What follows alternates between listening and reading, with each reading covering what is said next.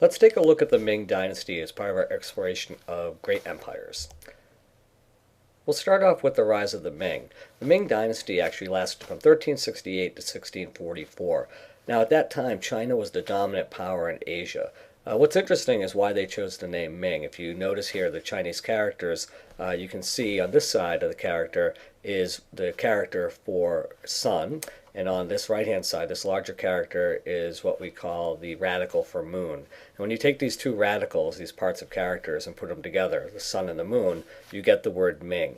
And what Ming means is bright in Chinese. So if you think about it, that the sun and the moon together give off light, it makes them brighter. And so the way that the Chinese saw the beginning of this new dynasty is that it was a bright dynasty. It was a sort of beacon on the hill for everybody else to look to for guidance, particularly the countries that neighbored China.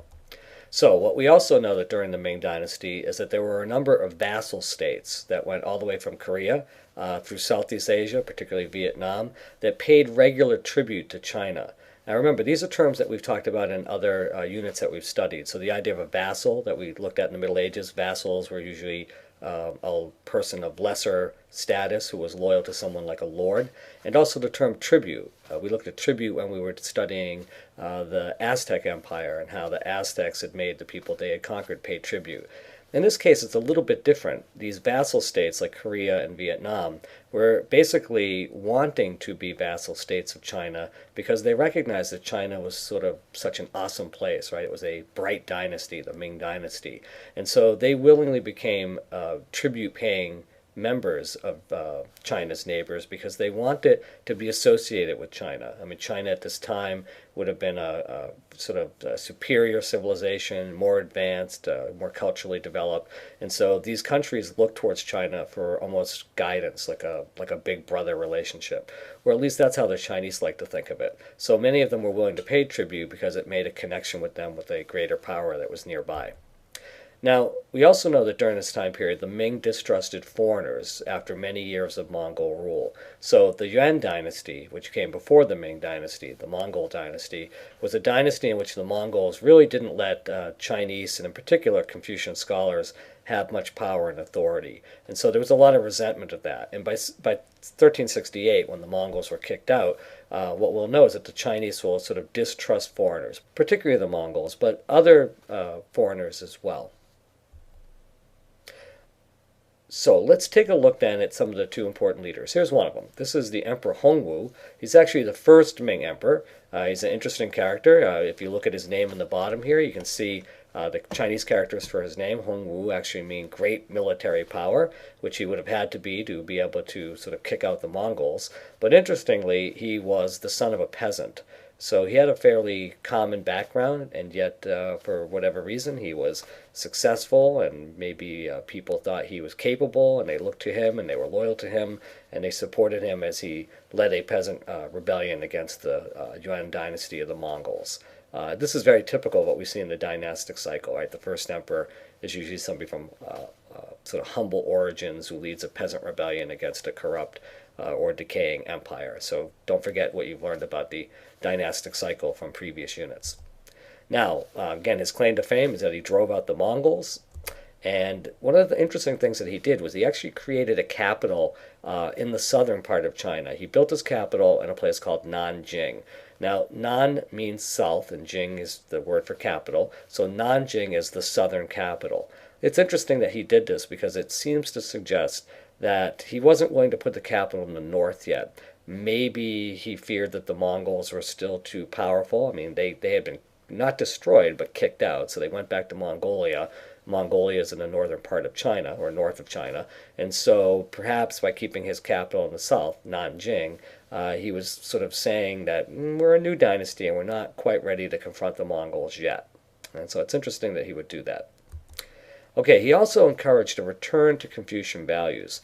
Remember, during the Yuan dynasty, during the Mongols, the Confucian scholars were sort of low in status. They were not trusted by the Mongols. The Mongols always believed that the Confucian scholars thought that they were smarter than the Mongols, or that they wanted to get the Mongols kicked out of China.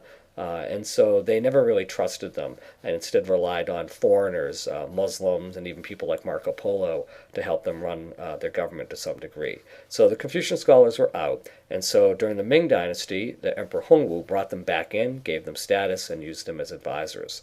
And so we'll see that this is important. The role that Confucian scholars play in the Ming Dynasty is actually pretty big. He also reformed agriculture, increasing rice production. Now, one of the things that he did actually was what we call land reform. As a new emperor, he realized that the mass of the people were peasants, not nobles, and he wanted to get them on his side. So the idea was that he sort of did a sort of Robin Hood type of thing where you take land from the rich nobles and you redistribute it to the poor masses. Now, the reason for doing this, again, is there's more peasants than anybody else. But the idea that if you have a peasant who's working a couple of acres of land that is not his and he's renting it, he might not work as hard. There's no incentive to work hard. But if you actually give that land to the peasant and tell him it's his and he owns it, then that peasant will work twice as hard to make sure that that land is productive if he knows that he can then sell the produce himself and it will be for him and his family, as opposed to having to turn it over as rent to an absentee landlord. So this was actually a pretty good idea because once people actually had this land for themselves, they worked harder as a result of owning that land, and that helped to increase the rice production throughout China, which of course meant more food for more people.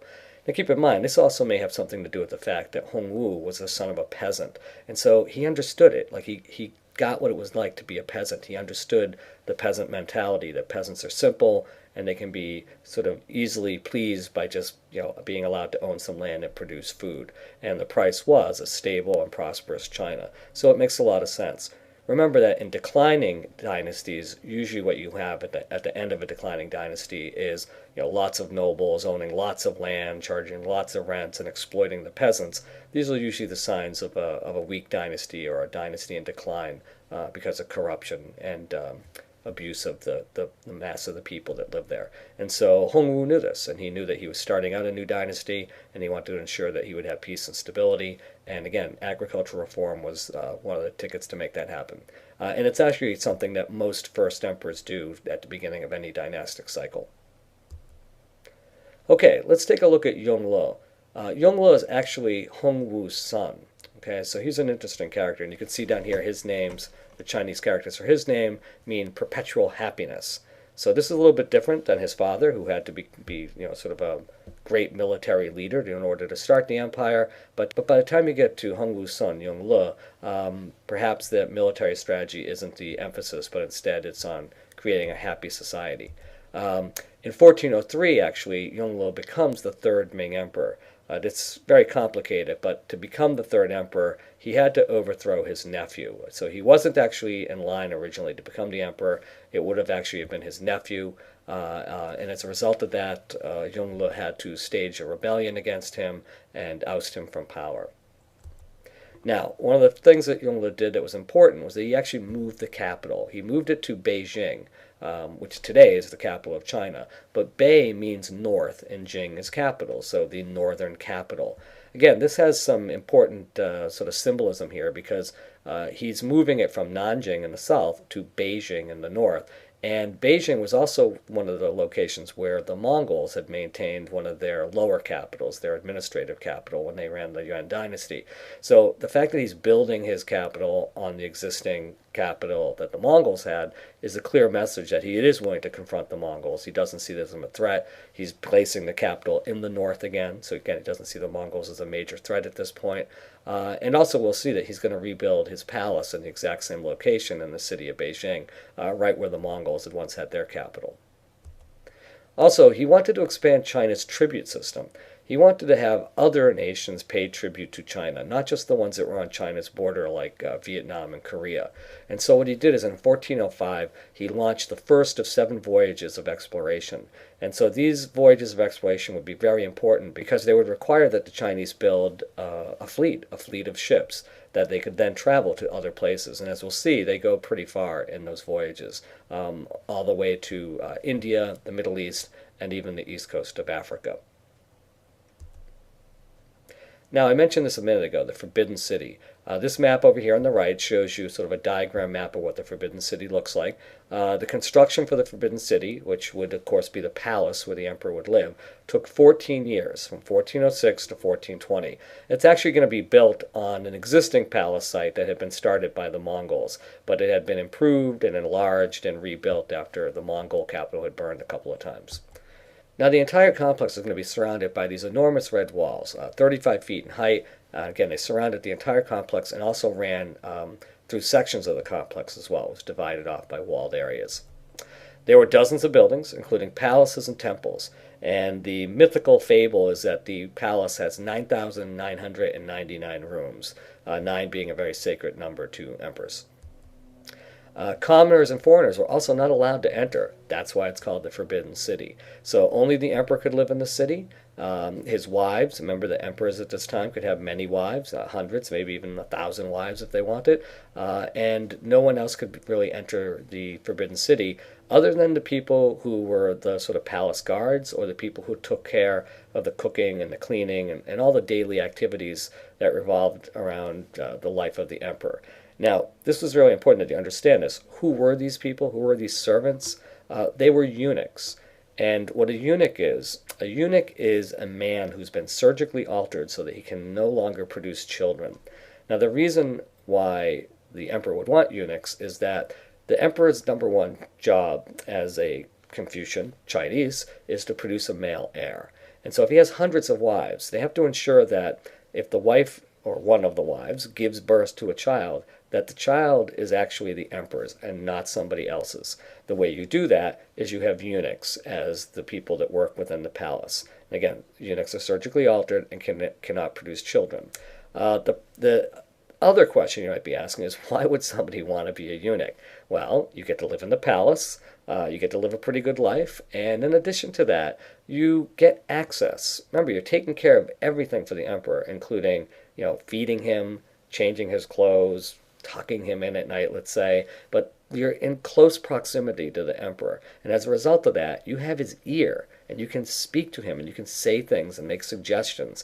And what's happened throughout history in China is that eunuchs had influence, because contact with or proximity to the emperor gives you influence. And in many cases, some of these eunuchs became very influential and very powerful, some of them becoming nobles themselves and being rewarded with gifts and land, and some even became generals and even admirals. And so this was important that you understand that, yes, you are making a major sacrifice, but at the same time, there's the possibility of getting power and influence that you wouldn't have necessarily had access to had you not been a eunuch. Remember, there's a lot of people in China, and life outside that Forbidden City was pretty tough for most people. So this might have been one way for people to sort of enhance their lives through power and influence. Here's a really good picture, an aerial shot of the Forbidden City, and you can see it's a huge complex. It's really large. This central corridor, of course, this located here in the front is the Gate of Heavenly Peace, and this is the main entryway in which the emperor would go through the palace. The emperor would very rarely leave the palace, and you have to also keep in mind that living in the palace, although it seems like it's a great and wonderful thing, many people who did live in the palace, who went on to, let's say, write about it, often describe their lives as really not as ideal as one might think. In many ways, it's like being a prisoner. A bird in a gilded cage is still in a cage. And so many of the lifestyle, the rules, the obligations, everything about their daily life was dictated. And so it may seem kind of cool to be the emperor, but at the same time, there's lots of restrictions and lots of obligations that an emperor would have to fulfill. And so, again, you get to live in the palace, but it comes at a price.